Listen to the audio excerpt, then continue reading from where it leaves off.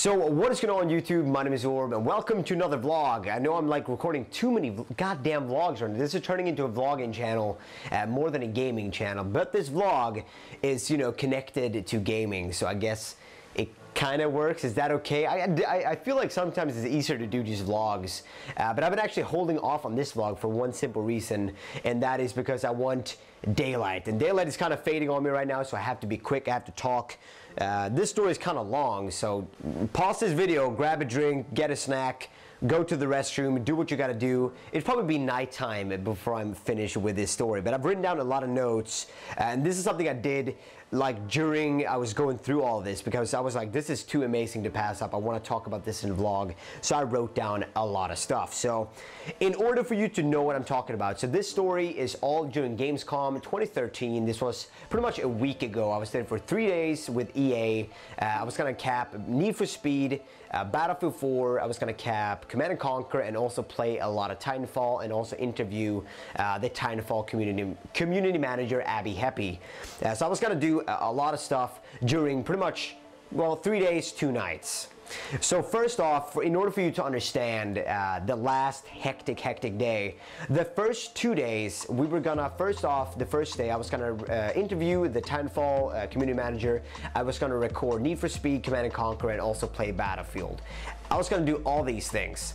What ended up happening is I did none of that. All I did was look at Jack Frags and Sam Strippin playing Battlefield 4. They had a good time, I had a good time just watching, but I didn't really record anything. All these things just fell through. So the first day, completely out of the picture. The next day is when we recorded Need for Speed, Command & Conquer. I did not get to record Battlefield. That was gonna happen. That was actually gonna happen the first day, but somehow there was a scheduling conflict. They didn't see me on the list or something. So I should have recorded the first day, but did not. So now I got some recording done. Awesome. When I get home to my hotel room, I transfer all the footage to my laptop, I check it, there's no audio on any of it. There's no audio on any of it, so I need to re-record. Shit. Now is everything put on the last day? My plane leaves at 4 p.m. My train to the airport leaves at 2 p.m. Actually, 1:50 I think, so 1:50 p.m. That's when I need to be at the train station. I didn't really use the train, so I don't know really where it is, but I'm thinking I'll take a cab from the event and I'll be fine. It can't be that far. It's in Cologne somewhere, so it can't be like more than, 10, 15, 20 minutes away, right? So I should be good. Technically, I should be good. So I get to Gamescom at around 8 or 9 a.m. I talk with my EA contact, which is Dan Sheridan. Shout out to you, my man, the UK community manager. You're awesome, man. But anyways, I talk to him. Dan sets up the interview with Titanfall. So when that is all done, I ask Dan, okay, so what's happening with Battlefield? Can we do anything about this? So we wait until, I think 11 a.m. or maybe 12. So now it's kind of getting to the point where I'm like, I need to record some Need for Speed and Command & Conquer. So eventually we get to the Battlefield booth and he's like, well, nothing is sure, but I'll try and look if there's a spot for you. We get there, there's no spot. So I'm like, shit. There's no spot, what the hell? Okay, so no Battlefield, that's out of the picture. So then we start moving to the place at Gamescom where we're gonna record more Need for Speed and more Command & Conquer. We get there, there's a lot of people there and time is ticking at this point in time. So I'm like, oh shit. Okay, well, I need to record Need for Speed. That was something that EA wanted me to do, so I'll definitely record Need for Speed. If I have time, I'll do Command & Conquer, but we'll do Need for Speed and just see if we can make this happen. So they get me on a computer, and we're gonna set up and start recording. First off, I have issues starting my capture, so that's taking time. Second of all, the game like crashes mid-game when it actually works with recordings, so that is just something I need to throw away. So we're re-recording, and literally now, at this point in time, it is, I should have left 10 minutes ago. The planning that I did, I should have left 10 minutes ago. I've already exceeded my time at Gamescom.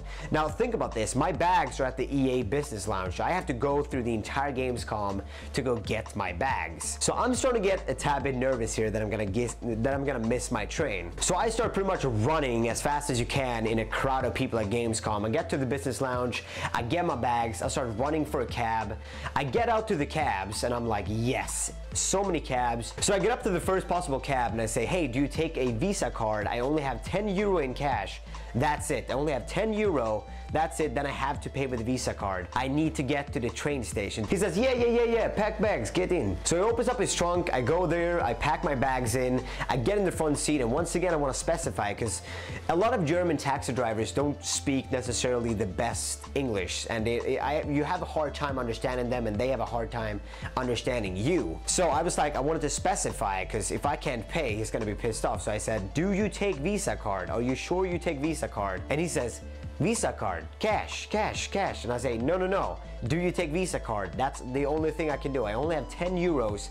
That's it. And he says, no can do. So I unload my bags from the taxi. I go to the next taxi and once again specifically ask him, do you take Visa card? I only have 10 euros. And he says, where you need to go? I need to go to the train station. Can you please take me there as fast as possible? He says, yeah, fine, get in. So I pack my bags, jump in the car, we start going off, and this taxi driver doesn't speak any better English than the previous one. We have a really hard time understanding each other. I say I'm flying home to Sweden, but I want to specify to him that I don't want to go to the airport. So I say, railway station, take me to the train station. You know train? Trying to really make it basic. And I'm not trying to be offensive to him. I just want him to understand because I'm in a really big rush right now. So it's 15 minutes until my train leaves. We're finally zooming off in the car. And when we actually get close to the train station, of course, there's a traffic jam. There's a traffic jam and it's like holding up. And I'm telling him, can I walk out? I can see it from here. Can I walk? And he says, no, middle of traffic. No. I tell him I need to get out. So he kind of does some sort of maneuver to get to the side of the road. And I was like, okay, I finally got to pay. I look at the meter and it says 12 euros. And I'm like, fuck. I need to pay with Visa. And this guy has been telling me in the car, you have cash? You have cash? Once again, I said 10 euros. I only have 10 euros. That's it. And I look in my coin pocket on my wallet and there's actually 2 euros there. So I'd have 12 euros. And I was like, thank you, Lord. There is a God up in heaven. Thank you. I pay him 12 bucks or 12 euros and I get out and I start running for the train station. It is now 5 minutes until my train departs. I have no idea what platform I'm leaving from. I have no idea where I'm supposed to go, if my ticket is already paid. I have some kind of ticket, but I'm not sure if it's already paid, if I need to pay for it, if I need to put in a number somewhere, if I need to register the ticket somewhere. All I know is that I'm leaving with Lufthansa. That's it. That's all I know. So I start running in and hoping to God that I'm gonna find something in there that I can see where I'm going. I get around the corner and right there, Lufthansa customer support. There is a God. So I get in there and lucky for me, there's no people there at all. There's one very cute and nice German girl which helps me. She speaks good English. I'm so happy. She's like, oh, you should have checked in 10 minutes ago. And I was like, or 15 minutes ago. And I was like, ah, shit. She's like, no, it's fine. Give me your ticket. On the ticket, there's no booking reference number. And she's like, what is your e-ticket number? And I was like, oh shit, I have it on my phone. So quickly, as fast as I can, I get my phone up and go to my notepad in my phone.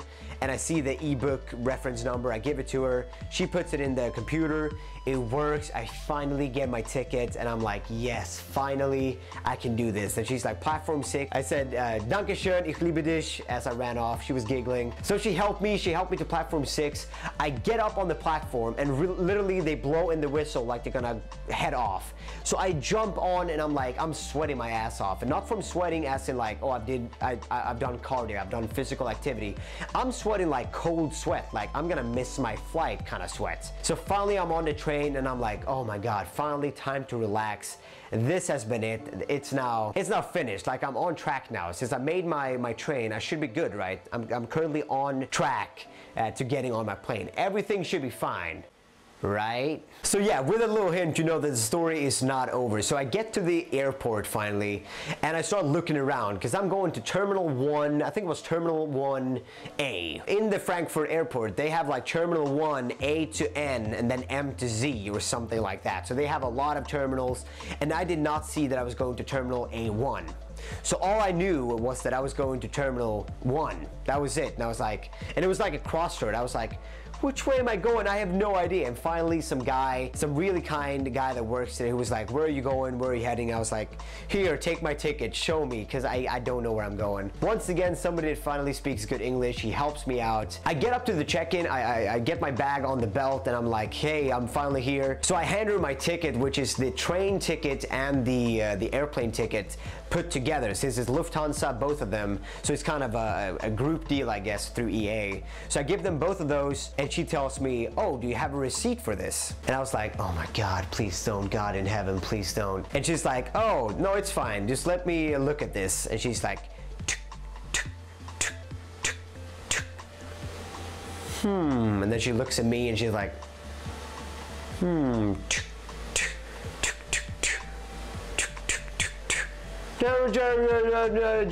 German. And the clock is ticking. I'm getting more and more stressed out and more frustrated. And finally, I go like, please, I'm really in a hurry. Can you please speed this up? She only looks at me. She gives me one of these looks. German. She prints out something, she gives me the boarding pass, and I was like, thank you. So I started running off because now there's only 15 minutes to go before the plane takes off. So I get up to security and I was like, there's no way. Like, this day cannot get any worse. There's literally 3 out of 10 security booths, like security lanes open. And there's line on line. The line is like a maze. And I was like, oh my God, there's no way I'm making this plane. And I was like, okay, there's, as I said, there's less than 15 minutes now. And my mindset now is like, what can I really do? I've done everything I can. I put everything into this. There's nothing I can really do extra, apart from I'm gonna try and get their attention to try and say, hey, I'm in a really big hurry, can I like go past everybody or something? But I didn't see anybody. Nobody really was out in the lanes walking about. They were all behind the security doing their thing. So I was like, shit, I might as well stand in line and just wait. It is now 5 minutes to go before the plane takes off.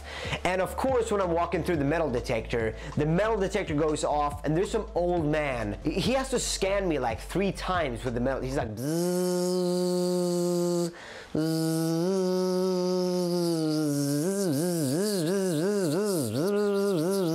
best metal detector sound of all time. And then finally, he lets me go because I'm not a fucking terrorist.